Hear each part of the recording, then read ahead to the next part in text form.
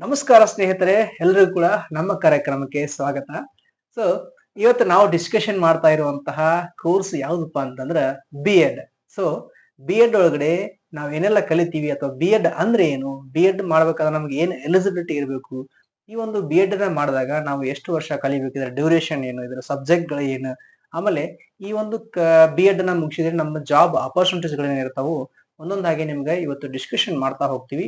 So ಅದರ ಜೊತೆಗೇನೆ ನಮ್ಮ ಜೊತೆಗೆ ಇವತ್ತು ರವಿ ಹಳಬರ್ ಸರ್ ಇದ್ದಾರೆ. ಅವರಿಗೂ ಕೂಡ ನಮ್ಮ ಒಂದು ಕಾರ್ಯಕ್ರಮಕ್ಕೆ ಸ್ವಾಗತನ ಕೋರ್ತಾ ಇದೀವಿ. ನಮಸ್ಕಾರ ಸರ್, ನಮ್ಗೆ ಈ ಒಂದು ಕಾರ್ಯಕ್ರಮಕ್ಕೆ ಸ್ವಾಗತ ತಮಗೆ. ನಮಸ್ಕಾರ. ಸೊ ಹಾಗಾದ್ರೆ ರವಿ ಹಳಬರ್ ಸರ್ ಈಗಾಗಲೇ ಅವರು ಕೂಡ MA B.Ed ನ ಕಂಪ್ಲೀಟ್ ಮಾಡಿದ್ದಾರೆ. ಅದ್ರ ಜೊತೆಗೇನೆ ಕೆಸೆಟ್ ಕೂಡ ಕಂಪ್ಲೀಟ್ ಮಾಡಿದೆ. ಅಂದ್ರೆ ಸೊ ಈಗಾಗಲೇ ಅವರು 6 ವರ್ಷಗಳ ಸತತವಾಗಿ ಗೆಸ್ಟ್ ಲೆಕ್ಚರರ್ ಆಗಿ ಗೌರ್ಮೆಂಟ್ ಇನ್ಸ್ಟಿಟ್ಯೂಟ್ ಅಂದ್ರೆ ಈಗ ಪ್ರೈಮರಿ ಆಗಿರ್ಬೋದು ಅಥವಾ ಹೈಸ್ಕೂಲ್ ಆಗಿರ್ಬೋದು, ಅದರ ಜೊತೆಗೆ ಕಾಲೇಜ್ ಒಳಗಡೆ ಕೂಡ ಶಿಕ್ಷಕರಾಗಿ ಕಾರ್ಯನಿರ್ವಹಿಸಿದ್ದಾರೆ. ಸೊ ಅವರ ಒಂದು ಕಾರ್ಯನಿರ್ವಹಣೆಗೆ ಇನ್ನೂ ಕೂಡ ಸತತವಾಗಿ ಇಳ್ಕಲ್ ಜೂನಿಯರ್ ಕಾಲೇಜ್ ಒಳಗಡೆ ಈಗಾಗಲೇ ಕೂಡ ಅವರು ಗೆಸ್ಟ್ ಲೆಕ್ಚರರ್ ಆಗಿ ಕಾರ್ಯನಿರ್ವಹಿಸ್ತಾ ಇದ್ದಾರೆ. ಸೊ ಸರ್, ಈಗ ತಮ್ಗೆ ಮತ್ತೊಮ್ಮೆ ಒಂದು ಕಾರ್ಯಕ್ರಮಕ್ಕೆ ಸ್ವಾಗತ. ನಮಸ್ಕಾರ. ಸರ್, ಹಾಗಾದ್ರೆ ಈ ಒಂದು ಬಿ ಎಡ್ ಅಂತ ಅಂದ್ರೆ ಏನ್ ಸರ್? ಎಲ್ಲಾ ಸ್ನೇಹಿತರಿಗೂ ನಮಸ್ಕಾರಗಳು. ಬಿ ಎಡ್ ಅಂದ್ರೆ ಬ್ಯಾಚುಲರ್ ಆಫ್ ಎಜುಕೇಶನ್ ಅಂತೇಳಿ. ಅಂದ್ರೆ ನೀವು ಡಿಗ್ರಿ ಕಂಪ್ಲೀಟ್ ಆದ ನಂತರ ನೀವೇನ್ ಮಾಡ್ತೀವಿ ನಿಮ್ಗೆ ಹಲವಾರು ಆಪ್ಷನ್ಸ್ ಇರ್ತಾವೆ. ಆ ಆಪ್ಷನ್ಗಳಲ್ಲಿ ಮೊದಲನೇ ಆಪ್ಷನ್ ಯಾವ್ದಪ್ಪ ಅಂದ್ರೆ ಅದು ಬಿ ಎಡ್ ಅಂದ್ರೆ ಬ್ಯಾಚುಲರ್ ಆಫ್ ಎಜುಕೇಶನ್ ಅಂತೇಳಿ. ಅಂದ್ರೆ ನೀವು ಒಂದು ಪ್ರಾಥಮಿಕ ಶಾಲೆಗಳಲ್ಲಿ ಆಗಿರ್ಬೋದು ಅಥವಾ ಪ್ರೌಢ ಶಾಲೆಗಳಲ್ಲಿ ಆಗಿರ್ಬೋದು, ನೀವು ಒಂದು ಶಿಕ್ಷಕರಾಗಿ ಸೇವೆ ಸಲ್ಲಿಸಬೇಕಾದ್ರೆ ಅದಕ್ಕೆ ನೀವು ಬಿ ಎಡ್ ಅನ್ನ ಕಂಪಲ್ಸರಿ ಪಾಸ್ ಆಗಿರಬೇಕು. ಸೊ ಹಾಗಾದ್ರೆ ನೀವೀಗ ಈ ಒಂದು B.Ed ಅಂದ್ರೆ ನೀವು ಈ ಒಂದು ಬ್ಯಾಚುಲರ್ ಆಫ್ ಎಜುಕೇಶನ್ ಅಂತ ಹೇಳಿದ್ರಿ ನೀವು. ಸೊ ಅದ್ರ ಜೊತೆಗೇನೆ ಅದನ್ನ ಮಾಡಿದಾಗ ನಮ್ಗ ಒಂದು ಶಿಕ್ಷಕರಾಗಿ ಕಾರ್ಯನಿರ್ವಹಿಸಲಿಕ್ಕೆ ನಮ್ಗೆ ಅವಕಾಶಗಳು ಇರ್ತಾವ ಅಂತ ಹೇಳ್ತಾ ಇದೀರಿ. ಸೊ ಒಂದು B.Ed ಅನ್ನ ಮಾಡ್ಲಿಕ್ಕೆ ನಮ್ಗ ಏನ್ ಎಲಿಜಿಬಿಲಿಟಿ ಇರ್ಬೇಕಾಗ್ತದೆ ಸರ್? ಏನ್ ಎಲಿಜಿಬಿಲಿಟಿ ಇದ್ರೆ ನಾವು ಈ ಒಂದು B.Ed ಅನ್ನ ಮಾಡ್ಬೇಕಾಗ್ತದೆ? ಅಂದ್ರೆ ನಾವು ಪದವಿ ಹಂತದಲ್ಲಿ ಅಂದ್ರೆ ಡಿಗ್ರಿ ಹಂತದಲ್ಲಿ ನಾವು BA ಆರ್ BSc ಅನ್ನ ಕಂಪ್ಲೀಟ್ ಮಾಡಿಡಬೇಕು. ಸೊ ಈ ಆ ಒಂದು BA ಮತ್ತು BSc ಅಲ್ಲಿ ನಾವು ಕೆಲವೊಂದು ವಿಷಯಗಳನ್ನ ಐಚ್ಛಿಕ ವಿಷಯಗಳಾಗಿ ಅಧ್ಯಯನ ಮಾಡಬೇಕಾಗುತ್ತೆ. ಅಂದ್ರೆ ನಾವು ಎಕ್ಸಾಂಪಲ್ ಆಗ್ಬೇಕಂದ್ರೆ BA ಅಲ್ಲಿ ನಾವು ಐಚ್ಛಿಕ ಕನ್ನಡ ವಿಷಯವನ್ನ ಮತ್ತು ಐಚ್ಛಿಕ ಇಂಗ್ಲಿಷ್ ವಿಷಯವನ್ನ ಅಥವಾ ಸಮಾಜ ವಿಜ್ಞಾನ ವಿಷಯವನ್ನ ನಾವು ಅಂದ್ರೆ ಆಸಕ್ತಿ ವಿಷಯವಾಗಿ ಅಧ್ಯಯನ ಮಾಡಬೇಕಾಗಿರುತ್ತೆ. ಅಥವಾ ಸೈನ್ಸ್ BSc ಅಲ್ಲಿ ನಾವು ಗಣಿತವನ್ನ ಅಥವಾ ವಿಜ್ಞಾನಗಳನ್ನ ಅಥವಾ CBZ ವಿಷಯಗಳನ್ನ ನಾವೇನಪ್ಪ ಅಂದ್ರೆ ಅಧ್ಯಯನ ಮಾಡಬೇಕಾಗುತ್ತೆ. ಈ ಒಂದು ವಿಷಯಗಳನ್ನ ಅಧ್ಯಯನ ಮಾಡಿದ ನಂತರ ನಾವು B.Ed ನಲ್ಲಿ ನಮಗೆ ಒಂದು ಅಧ್ಯಯನ ಮಾಡಿದ ನಂತರ ನಮಗೆ ಕನ್ನಡ ಶಿಕ್ಷಕರಾಗಲು, ಆಂಗ್ಲ ಭಾಷೆ ಶಿಕ್ಷಕರಾಗಲು ಮತ್ತು ಸಮಾಜ ವಿಜ್ಞಾನ ಶಿಕ್ಷಕರಾಗಲು, ಗಣಿತ ಶಿಕ್ಷಕರಾಗಲು ನಮಗೆ ಅವಕಾಶವಿರ್ತದೆ. ಓಕೆ, ಅಂದ್ರೆ ನೀವ್ ಹೇಳ್ತಾ ಇದ್ರೆ ಈಗ ಈ ಒಂದು ಕೋರ್ಸ್ ನ ಮಾಡ್ಬೇಕಾದ್ರೆ ನಮ್ಗ BA ಅಥವಾ BSc ಮುಗಿಸಿರ್ಬೇಕು. ಅಂದ್ರೆ BA ಅಂತ ಬಿಟ್ಟ ಬ್ಯಾಚುಲರ್ ಆಫ್ ಆರ್ಟ್ಸ್ ಆಗಿರ್ಬೋದು, ಆಮೇಲೆ BSc ಅಂದ್ರ ಬ್ಯಾಚುಲರ್ ಆಫ್ ಸೈನ್ಸ್ ಇನ್. ಅದ್ರ ಜೊತೆ BCom ಮಾಡಿದವರು ಕೂಡ B.Ed ಮಾಡಬಹುದು. ಆದ್ರೆ ಅವರಿಗೆ ಹೈಸ್ಕೂಲ್ ಹಂತದಲ್ಲಿ ಪ್ರೈಮರಿ ಹಂತದಲ್ಲಿ ಅವರಿಗೆ ಬೋಧನೆ ಮಾಡಲು ವಿಷಯಗಳು ಇರುವುದಿಲ್ಲ. ಅವ್ರು ಏನ್ ಮಾಡೋದು ಅಂದ್ರೆ ಪದವಿ ಪೂರ್ವ ಕಾಲೇಜುಗಳಲ್ಲಿ ಹೋದಾಗ ಅವರ ತಮ್ಮ ತೆಗೆದುಕೊಂಡ ಐಚ್ಛಿಕ ವಿಷಯಗಳ ಮೇಲೆ ಅವರು ಬೋಧನೆ ಮಾಡಬಹುದು. ಆದ್ರೆ ಅವರಿಗೆ ಹೈಸ್ಕೂಲ್ ಹಂತದಲ್ಲಿ ಯಾವುದೇ ಒಳಗಡೆ ಅವಕಾಶ ಇರೋದಿಲ್ಲ. ಅವರು ಪದವಿ ಮುಗಿದ ಮೇಲೆ ಪದವಿ ಪೂರ್ವ ಕಾಲೇಜುಗಳಲ್ಲಿ ಬೋಧನೆ ಮಾಡಬಹುದು ಅಂತ ಹೇಳ್ತಾ ಇದ್ದಾರೆ. ಸೊ ಅದಾದ್ಮೇಲೆ ಈ ಒಂದು B.Ed ಅನ್ನ ಮಾಡಿದಾಗ ಇದರ ಒಂದು ಡ್ಯೂರೇಷನ್ ಅಂದ್ರೆ ಎಷ್ಟು ವರ್ಷ ಈ ಒಂದು ಕೋರ್ಸ್ ನ ಕಲಿಬೇಕಾಗ್ತದೆ ಸರ್? B.Ed ಅಲ್ಲಿ ಸಾಮಾನ್ಯವಾಗಿ 2 ವರ್ಷಗಳಿರುತ್ತೆ. 2 ವರ್ಷವನ್ನು ನಾವು ಅಧ್ಯಯನ ಮಾಡಬೇಕಾಗುತ್ತ. ಇದರಲ್ಲಿ ಸೆಮ್ ವೈಸ್ ಇರುತ್ತೆ. ಅಂದ್ರೆ 4 ಸೆಮ್ ಇರುತ್ತೆ. ಅಂದ್ರೆ 6 ತಿಂಗಳಿಗೆ ಒಂದು ಸೆಮ್ ನಂತರ ಅಂದ್ರೆ 4 ಸೆಮ್ ಇರ್ತದೆ. ಅಂದ್ರೆ ಟೋಟಲ್ ಆಗಿ 4 ಸೆಮ್ ಅಧ್ಯಯನ ಮಾಡಬೇಕಾಗುತ್ತ. ಈ ಒಂದು B.Ed ನ ಅಧ್ಯಯನ ಮಾಡಿದ ನಂತರ ನಮಗೇನಪ್ಪ ಅಂದ್ರ ಒಂದು ಪರಿಪೂರ್ಣ ಅಂದ್ರೆ ಶಿಕ್ಷಕರಾಗಲು ನಮಗೆ ಒಂದು ಮೆಚುರಿಟಿ ಅಂದ್ರೆ ಪರಿಪಕ್ವತೆ ಅಂತ ಇದರ ಒಂದು ಈ ಸೆಮ್ ಗಳು ಅಂತ ಹೇಳಿದ್ರಿ, ಈ ಸೆಮ್ ಗಳು ಯಾವ ತರ ವರ್ಕ್ ಆಗ್ತಾವ? ಇದ್ರೊಳಗಡೆ ಏನಾದ್ರು ಟ್ರೈನಿಂಗ್ ಕೊಡ್ತಾರ ಅಥವಾ ಏನೋ ಅವ್ರಿಗೆ ಎಜುಕೇಶನ್ ಬಗ್ಗೆ ಕ್ಲಾಸ್ ಕೊಡ್ತಾರ? ಏನ್ ಮಾಡ್ತಾರೆ ಸರ್ ಅವ್ರಿಗೆ? ಹೌದು, ಇದು ಒಳ್ಳೆ ಕ್ವಶನ್ ಇದು. ಆಕ್ಚುಲಿ ನಮ್ಗೆ ಮೊದಲ ಹಂತದಲ್ಲಿ ಏನಪ್ಪಾ ನಮ್ಗೆ ಮೈಕ್ರೋ ಟೀಚಿಂಗ್ ಅಂತ ಮಾಡ್ತಾರೆ. ಅಂದ್ರೆ ಅನುಬೋಧನೆ ಅಂತ. ಅಂದ್ರೆ ಇಲ್ಲಿ ಪ್ರತಿಯೊಂದು ಒಂದು ಟಾಪಿಕ್ ಅನ್ನು ಕೊಡ್ತಾರ. ಆ ಟಾಪಿಕ್ ಅನ್ನು ನಾವು 6 ನಿಮಿಷಗಳಲ್ಲಿ ನಾವು ಆ ಒಂದು ಬೋಧನೆಯನ್ನು ಮಾಡಬೇಕಾಗುತ್ತೆ. ಅಂದ್ರೆ 6 ನಿಮಿಷಗಳಲ್ಲಿ ಆ ಎಲ್ಲಾ ಹಂತಗಳನ್ನ ಪೂರೈಸಿ ನಾವೇನ್ ಮಾಡ್ಬೇಕಂದ್ರ ಅನುಬೋಧನೆಯನ್ನ ಕಂಪ್ಲೀಟ್ ಮಾಡಬೇಕಾಗಿರುತ್ತೆ. ಯಾವಾಗ ಸರ್ ಇದು? ಪ್ರಥಮ ಸೆಮಿಸ್ಟರ್ ನಲ್ಲಿ ಅದಕ್ಕೆ ನಾವು ಮೈಕ್ರೋ ಟೀಚಿಂಗ್ ಅಂತ ಹೇಳಿ ಕರಿತೀವಿ. ಅದು ಮೊದಲನೇ ಹಂತ ಆದ್ರ, 2ನೇ ಹಂತದಲ್ಲಿ ನಾವೇನಪ್ಪ ಅಂದ್ರ ಆ ಶಾಲೆಗಳಿಗೆ ಪ್ರಾಥಮಿಕ ಶಾಲೆ ಆಗಿರ್ಬೋದು ಅಥವಾ ಪ್ರೌಢ ಶಾಲೆಗಳಲ್ಲಿ ನಾವು ಆ ಒಂದು ಏನಪ್ಪಾ ಇಂಟರ್ನ್ಶಿಪ್ ಅಲ್ಲಿ ಭಾಗವಹಿಸಬೇಕಾಗತ್ತ. ಓಕೆ. ಅಲ್ಲಿ ನಮ್ಗೆ ಕೆಲವೊಂದು ಟಾಪಿಕ್ ಗಳನ್ನ ಕೊಟ್ಟಿರ್ತಾರ. ಸಮಾಜ ವಿಜ್ಞಾನ ಶಿಕ್ಷಕರಾಗಲು ಅಥವಾ ಕನ್ನಡ ಶಿಕ್ಷಕರಾಗಬೇಕಾದ್ರ ಆ ಒಂದು ವಿಷಯಗಳನ್ನ ಬೋಧಿಸಬೇಕಾಗತ್ತೆ. ನಮಗೆ 2ನೇ ಸೆಮಿನಲ್ಲಿ ಸುಮಾರು 14 ದಿನಗಳ ಟೈಮ್ ಅನ್ನ ಕೊಟ್ಟಿದ್ರು. 14 ದಿನಗಳಲ್ಲಿ ನಮ್ಗೆ 7 ಟಾಪಿಕ್ 7 ಟಾಪಿಕ್ ಗಳನ್ನ ನಾವು ಅಧ್ಯಯನ ಮಾಡಿದ್ವಿ. ಹೀಗಾಗಿ ನಾವು ಇಂಟರ್ನ್ಶಿಪ್ ನಲ್ಲಿ ನಾವು 15 ದಿನಗಳ ಕಾಲ ಆ ಒಂದು ಶಾಲೆಯಲ್ಲಿ ಪಾಠ ಮಾಡಿದ್ರಿ ಅಂತ ಹೇಳ್ತಾರೆ. ಅನಂತರ 3ನೇ ಸೆಮಿನಲ್ಲಿ ನಮಗೆ ಇಲ್ಲೇ ಗುರುಮಂತ ಸ್ಕೂಲ್ಗಳಲ್ಲಿ ನಮಗೆ ಸುಮಾರು 30 ಲೆಸನ್ ಗಳನ್ನ ಒಂದು ಟಾರ್ಗೆಟ್ ಅನ್ನು ಕೊಟ್ಟಿದ್ರು. ಆ 30 ಲೆಸನ್ ನಾವು ಒಂದು ತಿಂಗಳ ಅವಧಿಯಲ್ಲಿ ಮಕ್ಕಳಿಗೆ ಏನಪ್ಪಾ ಅಂದ್ರೆ ಅದನ್ನ ತಲುಪಿಸಲು ಸಾಧ್ಯ ಆಯ್ತು. ಅನಂತರ ನಮಗೆ 4ನೇ ಸೆಮಿನಲ್ಲಿ ಏನಪ್ಪಾ ಅಂದ್ರೆ ಸುಮಾರು 45 ಲೆಸನ್ ಇರ್ತವೆ. ಆ 45 ದಿನಗಳ ಕಾಲ ಅಥವಾ ಅದಕ್ಕಿಂತ ಹೆಚ್ಚಿನ ದಿನಗಳಲ್ಲಿ ಕೂಡ ನಾವು 45 ಲೆಸನ್ ಅನ್ನ ಪೂರೈಸಬೇಕಾಗುತ್ತೆ. ಇದೆಲ್ಲವನ್ನು ಪೂರೈಸಿದ ನಂತರ ನಾವು ಒಂದು ಒಳ್ಳೆಯ ಶಿಕ್ಷಕರಾಗಿ ಹೊರಹೊಮ್ಮಲು ಸಾಧ್ಯ ಅಂದ್ರೆ 4 ಇಯರ್ ಒಳಗ 4 ಸೆಮ್ ಒಳಗಡೆ ನಿಮಗೆ ಟ್ರೈನಿಂಗ್ ಇರ್ತದೆ. ಟೀಚರ್ ಆಗ್ಲಿಕ್ಕೆ ಏನು ಕ್ವಾಲಿಟಿ ಇರಬೇಕು ಅಂದ್ರೆ ಇಲ್ಲಿ ಮೈಕ್ರೋ ಟೀಚಿಂಗ್ ಅಂದ್ರೆ ಸೂಕ್ಷ್ಮ ಬೋಧನೆ ಅಂದ್ರೆ ಇಲ್ಲೇ ನಾವು ಶಾಲೆಯಲ್ಲೇ ಮಾಡ್ಬೇಕಾಗುತ್ತೆ ಕಾಲೇಜ್ಗಳಲ್ಲಿ. ಆದ್ರೆ ಉಳಿದ 2nd ಸೆಮ್ ಆಗಿರ್ಬೋದು, 3rd ಸೆಮ್, 4th ಸೆಮ್ ನಾವು ಶಾಲೆಗಳಲ್ಲಿ ಪ್ರೌಢಶಾಲೆಗಳಿರ್ಬೋದು, ಪ್ರಾಥಮಿಕ ಶಾಲೆಗಳಲ್ಲಿ ನಾವು ಅಲ್ಲಿ ವಿದ್ಯಾರ್ಥಿಗಳಿಗೆ ಬೋಧನೆ ಮಾಡ್ಬೇಕಾಗುತ್ತೆ. ಅಂದ್ರೆ ನಮ್ಗೆ ಸ್ಟೇಜ್ ಕರೇಜ್ ಬರ್ಬೇಕಾದ್ರೆ ಅಲ್ಲಿ ನಾವು ಕಲಿಬೇಕು. ಶಿಕ್ಷಕರಾಗಲು ನಮಗೆ ಒಂದು ತರಬೇತಿಯನ್ನ ಆ ಹಂತದಲ್ಲಿ ಕೊಡಬೇಕು. ಈ ತರ ಡ್ಯೂರೇಷನ್ ಇರ್ತದೆ. ಡ್ಯೂರೇಷನ್ ಒಳಗಡೆ ಟ್ರೈನಿಂಗ್ ಇರ್ತದೆ ಅಂತ ಹೇಳ್ತಾ ಇದ್ರ. ಸೊ ಅದಾದ್ಮೇಲೆ ಇದರ ಸಬ್ಜೆಕ್ಟ್ ಗಳು ಯಾವ ತರ ಇರ್ತಾವ ಸರ್? ಅಂದ್ರೆ ಈ ಒಂದು ಸೆಮ್ ಒಳಗಡೆ ಬರೀಬೇಕಾ ಅಥವಾ ಏನ ಸಬ್ಜೆಕ್ಟ್ ಗಳನ್ನ ನಾವು 2 ವರ್ಷದೊಳಗೆ ಏನೇನ್ ಸಬ್ಜೆಕ್ಟ್ ಗಳು ಅಥವಾ ಯಾವ ತರ ಸಬ್ಜೆಕ್ಟ್ ಕಾಂಬಿನೇಷನ್ ಇರ್ತದೆ ಸರ್ ಇದ್ರೊಳಗಡೆ? ಸಬ್ಜೆಕ್ಟ್ ಅಂದ್ರೆ ಇಲ್ಲೇ ಕಾಮನ್ ಆಗಿ ಎಲ್ಲರಿಗೂ ಎಲ್ಲಾ ಸಬ್ಜೆಕ್ಟ್ ಇರ್ತವೆ, ಸೈನ್ಸ್ ಮತ್ತು ಆರ್ಟ್ಸ್ ದವರಿಗೆ. ಆದ್ರೆ 2 ಮಾತ್ರ ಐಚ್ಛಿಕ ವಿಷಯಗಳು. ಅಂದ್ರೆ ಸಾಮಾನ್ಯವಾಗಿ ಮನೋವಿಜ್ಞಾನ ಅಂತೇಳಿ, ಸೈಕಾಲಜಿ ಅಂತೇಳಿ ಎಲ್ಲಾ ಸೈನ್ಸ್ ದವರಿಗೂ ಮತ್ತು ಆರ್ಟ್ಸ್ ದವರಿಗೂ ಎಲ್ಲರಿಗೂ ಕಾಮನ್ ಆಗಿರುತ್ತೆ. ಇನ್ನೊಂದು ತತ್ವಶಾಸ್ತ್ರ ಅಂತೇಳಿ ಅದು ಕಾಮನ್ ಆಗಿರುತ್ತ.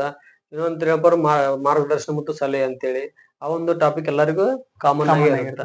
ಆದ್ರೆ ನಾವು ಡಿಗ್ರಿಯಲ್ಲಿ ಯಾವ ವಿಷಯವನ್ನು ಅಧ್ಯಯನ ಮಾಡಿರ್ತಿಲ್ಲ ಐಚ್ಛಿಕ ವಿಷಯವನ್ನಾಗಿ, ಅದು ನನ್ನ ವಿಷಯ ಹೇಳ್ಬೇಕಂದ್ರೆ ಕನ್ನಡ ಮತ್ತು ಸಮಾಜ ವಿಜ್ಞಾನ. ಆ 2 ವಿಷಯಗಳು ಈ ಒಂದು B.Ed ಹಂತದಲ್ಲಿ ನಮಗೆ ಐಚ್ಛಿಕ ವಿಷಯಗಳಾಗಿ ಬಂದಿರ್ತವೆ. ಅವುಗಳನ್ನ ಸೆಲೆಕ್ಟೆಡ್ ಆಗಿ ನಾವು ಇಲ್ಲಿ ಅಧ್ಯಯನ ಮಾಡೋಕೆ. ಅಂದ್ರೆ ಸೈನ್ಸ್ ಮಾಡಿದ್ರಂದ್ರೆ ನೀವು ಗಣಿತ ವಿಷಯವನ್ನ ಮತ್ತು ವಿಜ್ಞಾನ ವಿಷಯಗಳನ್ನು ನೀವು ಇಲ್ಲಿ ಐಚ್ಛಿಕ ವಿಷಯಗಳನ್ನಾಗಿ ಅಧ್ಯಯನ ಮಾಡಬೇಕು. ನಾವು ಯಾವ ಒಂದು ಕೋರ್ಸ್ ನ ಸೆಲೆಕ್ಟ್ ಮಾಡಿರ್ತೀವಿ ಅಥವಾ ಯಾವ ಒಂದು ಟಾಪಿಕ್ ಮೇಲೆ ಸ್ಟಡಿ ಮಾಡ್ತೀವಿ, ಪದವಿ ಹಂತದಲ್ಲಿ ಯಾವ ವಿಷಯಗಳನ್ನು ನಾವು ಆಯ್ಕೆ ಮಾಡಿರ್ತೀವಲ್ಲ ಆ ಆಯ್ಕೆಗಳನ್ನು ನಾವು ಇಲ್ಲೇ B.Ed ಹಂತದಲ್ಲಿ ಅಧ್ಯಯನ ಅಂತ ಹೇಳ್ತಾ ಇದ್ದೀನಿ. ಸೊ ಈ ಒಂದು B.Ed ಮುಗಿದ್ಮೇಲೆ ಏನಾದ್ರು ಹೈಯರ್ ಎಜುಕೇಶನ್ ಆದ್ರೆ ಇದೆಯಾ ಅದಕ್ಕೆ? B.Ed ಮುಗಿದ್ಮೇಲೆ ಸಾಮಾನ್ಯವಾಗಿ ನಾವು PG ಅನ್ನ ಕಂಪ್ಲೀಟ್ ಮಾಡಬಹುದು.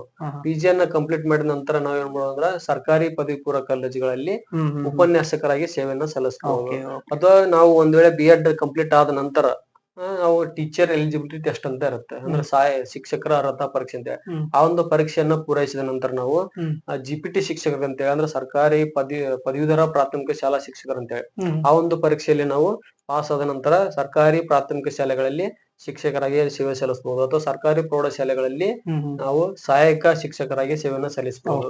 ಅಥವಾ ಸರ್ಕಾರಿ ಪದವಿ ಪೂರ್ವ ಕಾಲೇಜುಗಳಲ್ಲಿ ಉಪನ್ಯಾಸಕರಾಗಿ ಸೇವೆ ಸಲ್ಲಿಸಬಹುದು. ಅಥವಾ ಒಂದು ವೇಳೆ ನಾವು PG ಅನ್ನ ಕಂಪ್ಲೀಟ್ ಮಾಡಿದ ನಂತರ MA MSc ಈ ರೀತಿ ಕೋರ್ಸ್ ಅನ್ನ ಕಂಪ್ಲೀಟ್ ಮಾಡಿದ ನಂತರ ನಾವು ಸರ್ಕಾರಿ ಪ್ರಥಮ ದರ್ಜೆ ಕಾಲೇಜುಗಳಲ್ಲಿ ನಾವು ಅತಿಥಿ ಉಪನ್ಯಾಸಕರಾಗಿ ಅಥವಾ ಸಹಾಯಕ ಪ್ರಾಧ್ಯಾಪಕರಾಗಿ ನಾವು ಕೂಡ ಸೇವೆಯನ್ನ ಸಲ್ಲಿಸಬಹುದು. ಆ ಒಂದು ಸೇವೆಯನ್ನು ಸಲ್ಲಿಸಬೇಕಾದ್ರೆ ನಾವು KSET ಎಕ್ಸಾಮ್ ಅಂತ ಬರುತ್ತೆ.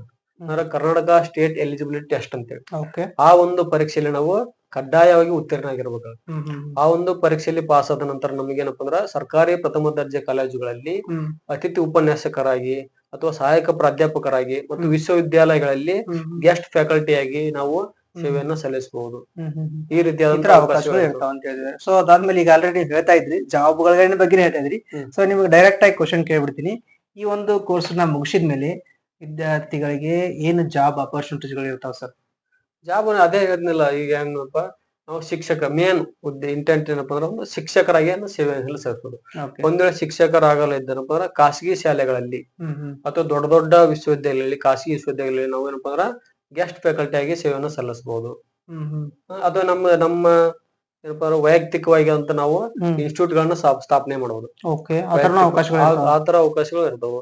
ಅಥವಾ ಸಮಾಜದಲ್ಲಿ ಒಂದು ಉತ್ತಮ ನಾಗರಿಕರಾಗಲು ಕೂಡ ನಮಗೆ ಏನಪ್ಪಾ ಅಂದ್ರೆ ಒಂದು ಒಳ್ಳೆಯ ಎಜುಕೇಶನ್, ಮಾದರಿ ಶಿಕ್ಷಣ ನಮ್ಗೆ ಸಿಗ್ತದೆ ಅಂತ ಹೇಳ್ತಾ ಇದ್ದೀವಿ. ಸೊ ಅದಾದ್ಮೇಲೆ ಜಾಬ್ ಅಪರ್ಚುನಿಟೀಸ್ ಆಲ್ರೆಡಿ ಇವಾಗ ಹೈಸ್ಕೂಲ್ ಒಳಗಡೆ, ಪ್ರೈಮರಿ ಒಳಗಡೆ ಅವಕಾಶಗಳು ಇರ್ತವೆ. ಈ ಒಂದು GPT nothing but government primary school teacher. Okay. So ಇದಾದ್ಮೇಲೆ ನೆಕ್ಸ್ಟ್ ಇದ್ರದ್ದು ಈ ಕೋರ್ಸ್ ನ ಮುಗಿಸಿದೀವಿ ನಾವು. ಸೊ ನಾವು ಪ್ರೈವೇಟ್ ಕಾಲೇಜ್ ಒಳಗಡೆ ಕೆಲಸ ಮಾಡ್ತಾ ಇದ್ದೀವಿ ಅಂತಂದ್ರ, ಅಥವಾ ಪ್ರೈವೇಟ್ ಸ್ಕೂಲ್ ಒಳಗಡೆ ಆಗಿರ್ಬೋದು, ಅಥವಾ ಪ್ರೈವೇಟ್ ಕಾಲೇಜ್ ಒಳಗಡೆ ಆಗಿರ್ಬೋದು, ಅಥವಾ ಒಂದು ಪ್ರೈವೇಟ್ ಸೆಕ್ಟರ್ ಒಳಗಡೆ ನಾವು ಕೆಲಸ ಮಾಡ್ತಾ ಇದ್ವಿ ಅಂತಂದ್ರ, ಸೊ ನಮ್ದು ಸ್ಯಾಲರಿ ಸ್ಕೇಲ್ ಏನಿರ್ತತಿ, ಅದಾದ್ಮೇಲೆ ನಾವು ಗೌರ್ಮೆಂಟ್ ಸ್ಕೂಲ್ ಒಳಗಡೆ ಅಥವಾ ಗೌರ್ಮೆಂಟ್ ಕಾಲೇಜಸ್ ಒಳಗಡೆ ಕೆಲಸ ಮಾಡ್ಬೇಕಾದ್ರೆ ನಮ್ದು ಸ್ಯಾಲರಿ ಸ್ಕೇಲ್ ಏನಿರ್ತೈತಿ ಅಂತ ಹೇಳ್ತಾರೆ. ಅಂದ್ರೆ ಬಿ ಎಡ್ ಆದ ನಂತರ ನಮ್ಗೆ ಒಂದ್ ವೇಳೆ ಟಿ ಅನ್ನ ಅಂದ್ರೆ ಟೀಚರ್ ಎಲಿಜಿಬಿಲಿಟಿ ಟೆಸ್ಟ್ ಅನ್ನ ಪಾಸ್ ಆಗಿದ್ರೆ ನಿಮ್ಗೆ ಮಿನಿಮಮ್ ಸ್ಯಾಲರಿ ಅಂತ ಇರುತ್ತೆ. ಆ ಒಂದು ಮಿನಿಮಮ್ ಕ್ವಾಲಿಫಿಕೇಶನ್ ಮೇಲೆ ಮಿನಿಮಮ್ ಸ್ಯಾಲರಿ ನಮ್ಗೆ ರಿಕ್ವೈರ್ಡ್ ಆಗಿರುತ್ತೆ. ಅಂದ್ರೆ ಅಂದ್ರೆ ನಮಗೆ ಮಿನಿಮಮ್ ಆಗಿ ಗೆಸ್ಟ್ ಟೀಚರ್ ವರ್ಕ್ ಮಾಡ್ತಾರೆ ಸುಮಾರು 12,000 ಪೇಮೆಂಟ್ ಅನ್ನ ಕೊಡ್ತಾರೆ ಪ್ರೈಮರಿ ಅಂತಲ್ಲಿ. ಅಂದ್ರೆ ಹೈಸ್ಕೂಲ್ ಅಂತದಲ್ಲಿ 12,500 ಪೇಮೆಂಟ್ ಅನ್ನ ಕೊಡ್ತಾರೆ. ಆದ್ರೆ ಸರ್ಕಾರಿ ಪದವಿ ಪೂರ್ವ ಕಾಲೇಜುಗಳಿಗೆ ನಾವು ಅಧ್ಯಯನ ಉಪನ್ಯಾಸಕರಿಗೆ ಸೇರಿಸಬೇಕಾದ್ರೆ ನಾವು ಸುಮಾರು 14,000 ವೇತನವನ್ನು ಕೊಡ್ತಾರೆ. ಅದೇ ರೀತಿ ನಾವು ಸರ್ಕಾರಿ ಪ್ರಥಮ ದರ್ಜೆ ಕಾಲೇಜುಗಳಲ್ಲಿ ಒಂದ್ ವೇಳೆ ಉಪನ್ಯಾಸಕರಿಗೆ ಸೇರಿಸಬೇಕಾದ್ರೆ ಒಂದ್ ವೇಳೆ ನೀವು ಕೆಶೆಟ್ ಕರ್ನಾಟಕ ಸ್ಟೇಟ್ ಎಲಿಜಿಬಿಲಿಟಿ ಟೆಸ್ಟ್ ಅನ್ನ ಪಾಸ್ ಆಗಿದ್ರ ನಿಮ್ಗ ಮಿನಿಮಮ್ ಸ್ಯಾಲರಿ ಬಂದ್ಬಿಟ್ಟು 35,000 ರೂಪಾಯಿ ನಿಮ್ಗೆ ಮಿನಿಮಮ್ ಸ್ಯಾಲರಿ ಇರುತ್ತೆ. ಅಂದ್ರೆ ನೀವು ಸತತವಾಗಿ ಸೇವೆಯನ್ನು ಸಲ್ಲಿಸ್ಬೇಕಾರ ಪ್ರತಿ ವರ್ಷಕ್ಕೂ ನಿಮ್ಗೆ ಏನಪ್ಪಾ ಅಂದ್ರ ಅಲ್ಲಿ ಏನಪ್ಪಾ ಕೃಪಾಂಕವನ್ನ ಕೊಡ್ತಾರ. ಅಂದ್ರೆ 1 ವರ್ಷಕ್ಕೆ 3 ಅಂಕಗಳನ್ನ ಕೊಡ್ತಾರ, ಅಥವಾ 1 ವರ್ಷಕ್ಕೆ 3,000 ರೂಪಾಯಿಗಳನ್ನ ನಿಮ್ಗೆ ಇನ್ಕ್ರೀಸ್ ಮಾಡ್ಕೊಂತ ಹೋಗ್ತಾರ. ಒಂದ್ ವೇಳೆ ಈ ವರ್ಷದಲ್ಲಿ ನೀವು 1 ವರ್ಷ ಗೆಸ್ಟ್ ಟೀಚರ್ ಅಂದ್ರೆ ಗೆಸ್ಟ್ ಲೆಕ್ಚರ್ ಆಗಿ ಸೇವೆಯನ್ನು ಸಲ್ಲಿಸಿದ್ರ ಈ 1 ವರ್ಷದಲ್ಲಿ 35,000 ಪೇಮೆಂಟ್ ಆಯ್ತಂದ್ರ ಮುಂದಿನ ವರ್ಷದಲ್ಲಿ ನೀವು guest lecture payment guest lecture work ಮಾಡಿದ್ರ 38,000 ರೂಪಾಯಿ ನಿಮ್ಗೆ ವೇತನ ಸಿಗುತ್ತೆ. ಅಂದ್ರೆ ಈ ರೀತಿ ನಿಮ್ಮ ವೇತನ ಇದು ಅನುಭವದ ಮೇಲೆ ನಿಮ್ಗೆ ವೇತನಗಳು ಜಾಸ್ತಿ ಆಗುತ್ತೆ, ಸ್ಯಾಲರಿ ಇನ್ಕ್ರೀಸ್ ಆಗ್ತಾ. ಸೊ ಈಗ ಸರ್ ನೀವು ಹೇಳ್ತಾ ಇದ್ರಿ ಈ ಒಂದು ಗೆಸ್ಟ್ ಲೆಕ್ಚರರ್ ಅಥವಾ ಏನು ಪರ್ಮನೆಂಟ್ ಲೆಕ್ಚರ್ ಅಂತೇಳಿ. ಸೊ ಇದ್ರ ಬುಕ್ಕಿನ ಮುಂಚೆ ನನಗೆ ಏನ್ ಡೌಟ್ ಅಂತಂದ್ರ, ಈ ಒಂದು ಕೆಸೆಟ್ ಎಕ್ಸಾಮ್ ಅನ್ನ ವಿದ್ಯಾರ್ಥಿಗಳು ಪಾಸ್ ಹಾಕ್ಬೇಕಾದ್ರೆ ಏನೆಲ್ಲ ಒಂದು ಸಿದ್ಧತೆ ಮಾಡ್ಕೋಬೇಕಾಗ್ತದ ಅವರು? ಒಳ್ಳೆ ಕ್ವಶನ್ ಕೇಳಿದ್ರಿ ನೀವು. ಕೆಸೆಟ್ ಅಂದ್ರೆ ನೀವು ಎಲಿಜಿಬಿಲಿಟಿ ಏನಪ್ಪಾ ಅಂದ್ರೆ ಅದಕ್ಕ ನೀವು ಕಡ್ಡಾಯವಾಗಿ PG ಅನ್ನ ಕಂಪ್ಲೀಟ್ ಮಾಡಿರ್ಬೇಕಾಗತ್ತೆ. ಅಂದ್ರೆ ಪೋಸ್ಟ್ ಗ್ರಾಜುಯೇಟ್ ಅನ್ನ ಕಂಪಲ್ಸಿ ಅಂದ್ರೆ MA ಆಗಿರ್ಬೋದು, MCOM ಆಗಿರ್ಬೋದು, MSc ಆಗಿರ್ಬೋದು, MBA ಆಗಿರ್ಬೋದು, ಇನ್ನಿತರ ವಿಷಯ ಅಂದ್ರೆ 43 ವಿಷಯಗಳಲ್ಲಿ ನೀವು PG ಅನ್ನ ಕಂಪ್ಲೀಟ್ ಮಾಡಿರುತ್ತೆ. ಆದ್ರೆ ಇಲ್ಲಿ ಎಕ್ಸಾಂಪಲ್ ಅಪ್ಪ ಹಿಸ್ಟ್ರಿ ಆಗಿರ್ಬೋದು, ಕನ್ನಡ ಆಗಿರ್ಬೋದು, ಇಂಗ್ಲಿಷ್ ಆಗಿರ್ಬೋದು, ಸಮಾಜಶಾಸ್ತ್ರ, ರಾಜ್ಯಶಾಸ್ತ್ರ, ಇನ್ನಿತರ ವಿಷಯಗಳ ಮೇಲೆ ನೀವು PG ಅನ್ನ ಕಂಪ್ಲೀಟ್ ಮಾಡಬೇಕಾಗುತ್ತೆ. ಈ ಒಂದು ಕೆಸೆಟ್ ಎಕ್ಸಾಮ್ ದಲ್ಲಿ ನಿಮ್ಗೆ ಏನಪ್ಪ ಸುಮಾರು 300 ಅಂಕಗಳಿಗೆ ನಿಮ್ಗೆ ಒಂದು ಪರೀಕ್ಷೆಯನ್ನ ತೆಗೆದುಕೋತಾರ. ಇಲ್ಲಿ 2 ಪೇಪರ್ ಇರುತ್ತೆ, ಒಂದು ಫಸ್ಟ್ ಪೇಪರ್ ಅಂತ ಹೇಳಿ, ಇನ್ನೊಂದು ಸೆಕೆಂಡ್ ಪೇಪರ್ ಅಂತ ಹೇಳಿ.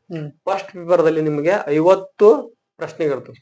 ಆ ಪ್ರತಿಯೊಂದು ಪ್ರಶ್ನೆಗಳು ಕೂಡ ನಿಮ್ಗೆ 2 ಅಂಕಗಳು ನಿಗದಿಯಾಗಿರ್ತವೆ. ಅಂದ್ರ 50 ಪ್ರಶ್ನೆಗಳಿಗೆ 2 ಅಂಕಗಳು ಅಂದ್ರೆ 100 ಅಂಕಗಳಾಗ್ತವೆ. ಒಂದು ಪ್ರಶ್ನೆಗೆ 2 ಅಂಕ ಆದ್ರೆ 100 ಅಂಕಗಳಾಯ್ತು. ಆದ್ರೆ ಎರಡನೇ ಪೇಪರ್ ದಲ್ಲಿ ನಿಮ್ಗೆ ಏನಪ್ಪಾ ಅದು ಫಸ್ಟ್ ಪೇಪರ್ ನಿಮ್ಗೆ ಎಲಿಜಿಬಲ್ ಅಂದ್ರೆ ಎಲ್ಲರಿಗೂ ಸಾಮಾನ್ಯ ಪ್ರಶ್ನೆ ಇರುತ್ತೆ, ಅಂದ್ರೆ ಎಲ್ಲ GK ಅಂತ ಹೇಳಿ. ಆದ್ರೆ ಎರಡನೇ ಪೇಪರ್ ದಲ್ಲಿ ನಿಮ್ಗೆ ನಿಮ್ಮ ಐಚ್ಛಿಕ ವಿಷಯ ಹಿಸ್ಟ್ರಿ ಇತ್ತಪ್ಪ ಅಂದ್ರ ಹಿಸ್ಟ್ರಿ ಮೇಲೆ, ಸಮಾಜಶಾಸ್ತ್ರದ ಮೇಲೆ, ರಾಜ್ಯಶಾಸ್ತ್ರದ ಮೇಲೆ ನಿಮ್ಗೆ 100 ಪ್ರಶ್ನೆಗಳು ಇರ್ತವೆ. ಪ್ರತಿಯೊಂದು ಪ್ರಶ್ನೆಗಳನ್ನು ಕೂಡ 2 ಅಂಕಗಳು ಇರ್ತವೆ.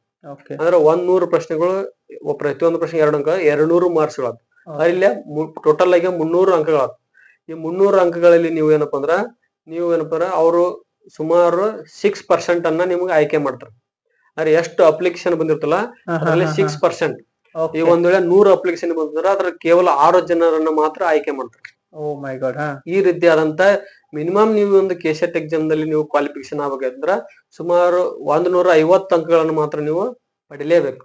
ಈ 300 ಮಾರ್ಕ್ಸ್ ಗಳಲ್ಲಿ 150 ಅಂಕಗಳನ್ನ ನೀವು ಪಡೆದದ್ದು ಮಾತ್ರ ನೀವು ಆ ಒಂದು ಸೆಲೆಕ್ಷನ್ ಲಿಸ್ಟ್ ನಲ್ಲಿ ಇರ್ಲಕ್ ಸಾಧ್ಯ. ಈಗ ಲೆಸ್ ದೆನ್ 50%, 150 ಆದ್ರೆ that will not consider as selected.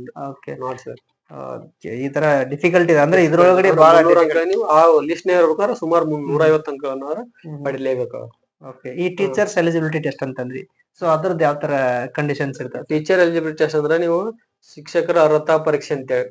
ಇದೇನಪ್ಪ ಅಂದ್ರ ಸುಮಾರು 90 ಅಂಕಗಳು ಎಲ್ಲಾ ವಿಷಯದ ಶಿಕ್ಷಕರಿಗೂ ಕಾಮನ್ ಆಗಿರುತ್ತೆ. ಇನ್ನು 60 ವಿಷಯಗಳು ಆ ಒಂದು ಬೋಧನಾ ಮಾಧ್ಯಮದ ಮೇಲೆ ಇರುತ್ತೆ. ಆದ್ರೆ ನಾವು ಕನ್ನಡ ಶಿಕ್ಷಕರಾಗ್ತಾರ ಕನ್ನಡ ಮಾಧ್ಯಮದ ಮೇಲೆ, ಮತ್ತು ಗಣಿತ ಶಿಕ್ಷಕರ ಗಣಿತ ವಿಷಯದ ಮೇಲೆ, ವಿಜ್ಞಾನ ಶಿಕ್ಷಕರು ವಿಜ್ಞಾನ ವಿಷಯದ ಮೇಲೆ ಇನ್ನು 60 ಅಂಕಗಳು ನಿಧಿ ಆಗುತ್ತೆ. ಈ ಒಂದು 150 ಅಂಕಗಳಲ್ಲಿ ನೀವು ಶಿಕ್ಷಕರಾಗ್ತಾರ ಮಿನಿಮಮ್ ಅಂದ್ರೂ ನೀವು 90 ಅಂಕಗಳನ್ನ ಪಡೆದಾಗ ಮಾತ್ರ ಈ ಒಂದು ಶಿಕ್ಷಕರ ಕ್ವಾಲಿಫಿಕೇಶನ್ ಆಗುತ್ತೆ.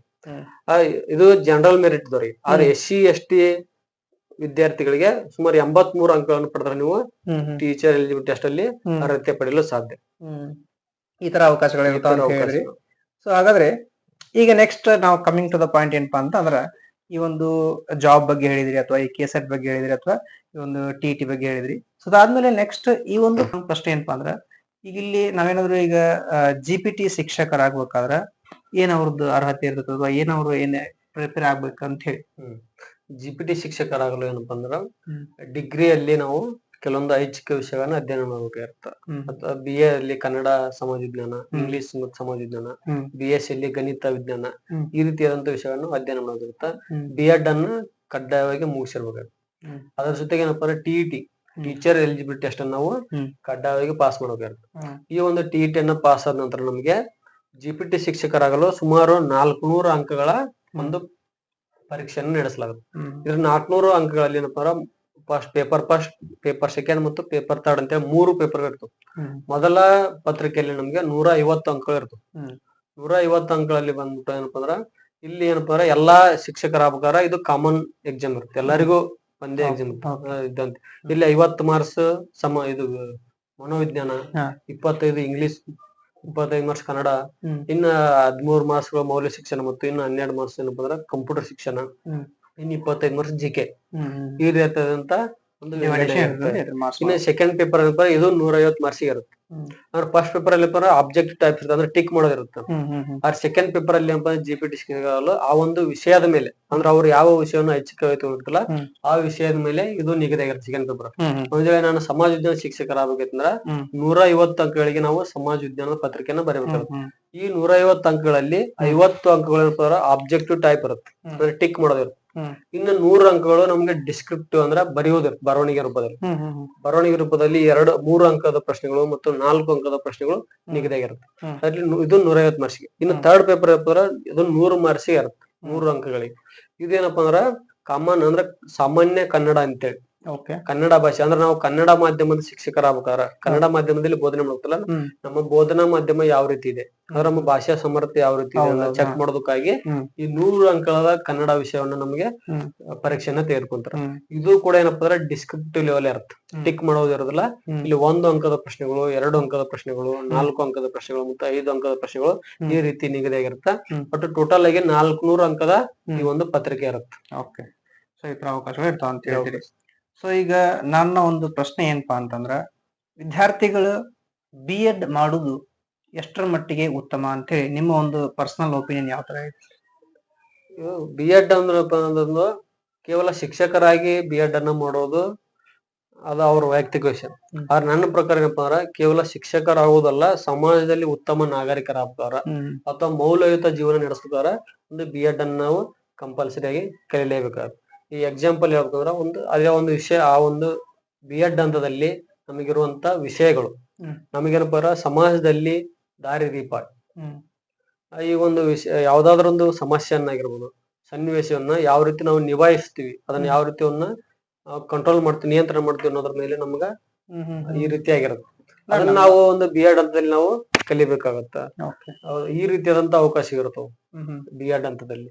ಕೇವಲ ಶಿಕ್ಷಕರಾಗೋದು ಅದು ಸೆಕೆಂಡ್ರಿ, ಬಟ್ ನಾವು ಸಮಾಜದಲ್ಲಿ ಉತ್ತಮ ನಾಗರಿಕರಾಗ್ಬೇಕಾರ, ಉತ್ತಮ ಸಮಾಜ ನಿರ್ಮಾಣ ಮಾಡ್ಬೇಕಾರ ನಾವು B.Ed ಅನ್ನ ಮುಗಿಸಿದ್ರು ಏನು ತಪ್ಪೇನಿಲ್ಲ. ಅಂದ್ರೆ ಒಂದು ಸಮಾಜದಲ್ಲಿ ಉತ್ತಮ ನಾಗರಿಕ ಅಥವಾ ಒಳ್ಳೆ ಪ್ರಜೆ ಆಗ್ಬೇಕಾದ್ರೂ ಕೂಡ ನಾವು B.Ed ಮಾಡಿದ್ರೆ ಒಳ್ಳೆ ಶಿಕ್ಷಕರಾಗ್ಲಿಕ್ಕೆ ಮಾತ್ರ ಮಾಡೋದಲ್ಲ, ನೀವು ಒಳ್ಳೆಯ ಒಂದು ನಾಗರಿಕ ಆಗ್ಲಿಕ್ಕೆ ಮಾಡಬಹುದು ಈ B.Ed ಅನ್ನ ಅಂತ ಹೇಳಿದ್ರೆ. ಸೊ ಆತರ ಇದೆ. ಸೊ ಹಾಗಾದ್ರೆ ವಿದ್ಯಾರ್ಥಿಗಳೇ, ಇದು complete information about B.Ed. So ಯಾರೆಲ್ಲ ವಿದ್ಯಾರ್ಥಿಗಳು B.Ed ಮಾಡ್ಬೇಕು ಅನ್ಕೊಂಡಿದ್ರಿ ಅಥವಾ B.Ed ಕಾಲೇಜ್ಗಳನ್ನ ಸರ್ಚ್ ಮಾಡ್ತಾ ಇದ್ರಿ ಅಂತಂದ್ರ, ಸೊ ಈ B.Ed ಒಳಗಡೆ ಇನ್ನೊಂದಿಷ್ಟು ಡೌಟ್ಸ್ ಗಳದಾವ ಸರ್, ನಮ್ಗ ಈ ಒಂದು ಡೌಟ್ ಗೆ ಕ್ಲಿಯರ್ ಮಾಡ್ಕೊಡ್ರಿ ಅಂತ ಯಾರಿಗಾದ್ರೂ ಅನಿಸ್ತಿದ್ರೆ ನಮ್ಮ ಒಂದು ಕಮೆಂಟ್ ಸೆಕ್ಷನ್ ಒಳಗಡೆ ಕಮೆಂಟ್ ಮಾಡಿ. ಸೊ ನಿಮ್ಗೆ ಅದ್ರ ಬಗ್ಗೆ ಐಡಿಯಾನ ಕೊಡ್ತಾ ಹೋಗ್ತೀವಿ. ಸರ್, ಈಗ ನೀವು ಬಂದು ನಮ್ಮ ಒಂದು ಕಾರ್ಯಕ್ರಮಕ್ಕೆ ಈ ಒಂದು B.Ed ಅನ್ನೋ ಒಂದು ಕೋರ್ಸ್ ನಮಗೆ ಸಂಪೂರ್ಣ ಮಾಹಿತಿ ಕೊಟ್ರಿ. ಸೊ ನಮಗ್ ಗೊತ್ತಿರೋದು ಅಥವಾ ಗೊತ್ತಿಲ್ಲದೆ ಇರೋದನ್ನು ಕೂಡ ನೀವು ಆಲ್ರೆಡಿ ತಿಳಿಸ್ಬಿಟ್ರಿ. ಸೊ ನಾವು ತಮಗೆ ಹೃತ್ಪೂರ್ವಕವಾದ ಧನ್ಯವಾದಗಳನ್ನ ಹೇಳ್ತಾ ಇದ್ದೀವಿ ನಮ್ಮ ಒಂದು ಕಾರ್ಯಕ್ರಮಕ್ಕೆ ಬಂದಿದ್ದಕ್ಕೆ. Thank you sir. ಧನ್ಯವಾದಗಳು. ಸೊ ಹಾಗಾದ್ರೆ ವಿದ್ಯಾರ್ಥಿಗಳೇ, ಯಾರೆಲ್ಲ ವಿದ್ಯಾರ್ಥಿಗಳು B.Ed ಅನ್ನೋ ಒಂದು ಸಬ್ಜೆಕ್ಟ್ ನ ಸರ್ಚ್ ಮಾಡ್ತಾ ಇದ್ರಿ, ಸೊ ಈ ಒಂದು ವಿಡಿಯೋನ ನೋಡ್ರಿ, ನಿಮ್ಗೆ ಇದರ ಬಗ್ಗೆ ಸಂಪೂರ್ಣ ಮಾಹಿತಿ ಕೊಟ್ಟಿದ್ದೀವಿ. So thank you for watching this video. ನಮ್ಮ ಚಾನೆಲ್ ನ ಸಬ್ಸ್ಕ್ರೈಬ್ ಮಾಡೋದನ್ನ ಮರಿಬೇಡಿ. ನಮಸ್ಕಾರ.